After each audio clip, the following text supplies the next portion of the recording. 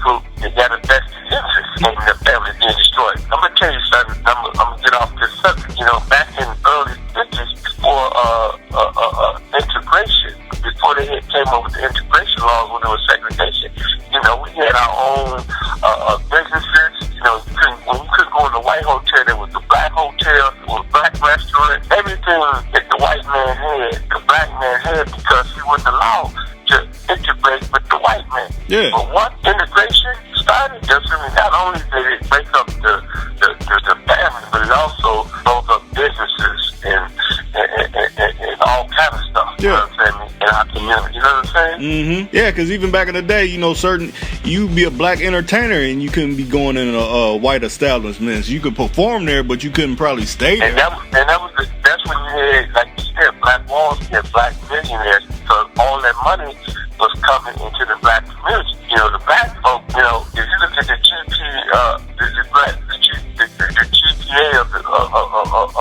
black community, the gross national GNP, the gross national product. You know what I mean? I think that in terms of wealth, I think that the black GNP is the 10th in terms of wealth the world of nation. Yeah. You know, we're the 10th wealthiest group of people in the world. Mm-hmm. That's amazing. We spend over $2 trillion of the gross national product of this country. You know what I'm saying? That's a lot of money, and that's annually. Yeah, but you know, our spending power is powerful. A lot of people don't want to look at it because we buy a lot of stuff. They don't see it. They don't see it like that because, you know. Yeah, we spend our money aimlessly. Yeah. You know what I'm saying? You know, we don't wear the same jeans. We can't wear get caught dead toe the same outfit last night. That means you're spending more money. You can't get caught with the same pair of shoes. You can't have the old joint. You got to have the new joint. You know what I'm saying? You don't wear one gold chain. We wear 10 gold chains. Who get that money? That's what I mean. So a lot of money that's in our community, we don't spend it with ourselves. Yeah. You know what I'm saying? We spend it with other good people.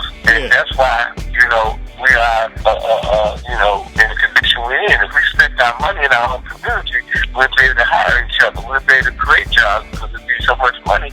If you got a company and your company requires you to have 100 employees because you're doing so well, then that means you're employing 100 people. Mm-hmm. You know what I'm saying? But you got to have a company first to be able to employ those people. Yeah. And, you know, that's not happening in our community because we don't keep the money in circulation. You know, other people can hire us because we put money in their pocket, but we ain't hiring ourselves. No.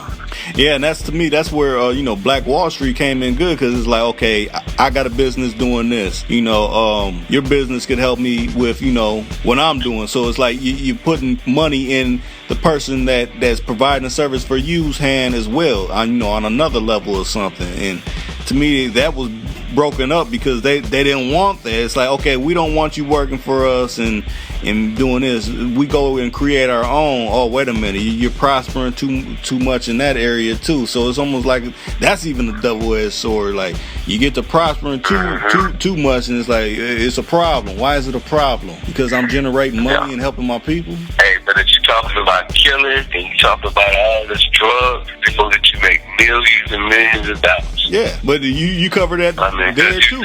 Because you're gonna keep them in power from. You promote that filth. Yeah, you promote that filth that they want you to promote. Yep. You know what I mean? They'll pay you for the negativity. Yeah. That's right. You know, they ain't gonna pay you for that negativity. Because they look at R&B, man. R&B, you know, Chris Brown, man, was one of when music was smooth before they realized that, you know, they can destroy communities through music. You know, Chris Brown was one of the clean cut dudes, man. Usher was selling millions of records and everything. Yeah. You know, look at Chris Brown now. He had to damn near become a thug, put tattoos all over his body, join a gang and everything in order just to share music. You know what I'm saying? Because that's how tough it is. You know, R&B is dead because they don't want, you know, people to feel good no more. They want people to walk around, you know, listen to this gangster shit, you know what I mean, so they can feel like gangsters, and then, you know, keep the murder rate up in Chicago and in Milwaukee and Detroit and you know what I'm saying? It's all by design, man. This shit ain't no joke, man. These folks can see a spot, you know, what they do, man. These folks, you know what I'm saying? You know, I mean, you know, I was studying this brother. You need to study. His name is Percy Julian. Okay. And Percy Julian is he's a chemist, and what he was responsible for, he had to find, you know, the compound, you know, the chemical compound, you know, and break down these molecules and all this other kind of shit, man. You know, to figure out, you know, what makes certain medicines and certain plants with, what extracts to have that could, cure this and cure that. If they do that for plants and they do that for, cancer, they do that for diabetes, what you think they do for niggas in the community? You know what I'm saying? Yeah. They got people who break down, how to destroy communities. They got people who break down how to, fuck everybody up, man. These folks ain't no joke, man. You know what I'm saying? These people, man, they in the lab for real, man. You know what I'm saying? Niggas talk about I'm in the lab cooking up some rocks. These folks, man, cooking up some prisons, man, and, they cooking up, some prison sentences, man. You know what I'm saying? They cooking up. You think about this, FBI, where nobody knows how the lead got into the water and all that. Yeah, well, they know how they did it, man. You know what I'm saying? That's what they do. It's like when they start shooting, you start hearing all these black folks getting shot in 1 year. You got all these, the Grays and, all this other people that got shot, the Martins and so on and so forth, and the Browns and all these guys that got killed. You know what I'm saying? It's like, they test the water. Mm-hmm. You know what I'm saying? When 1 or 2 or 3 got away, they start popping them off real quick. And they even killed the 12-year-old boy in Ohio. Yeah. You know what I'm saying?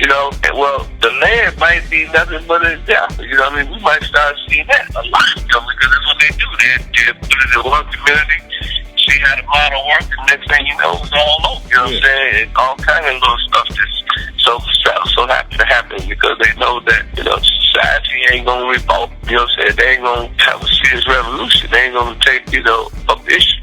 So they keep on running game on these fools, man. These fools won't do nothing constructive, man. They won't do nothing to help themselves. They let these folks do what they want to do, and man, they don't make them accountable,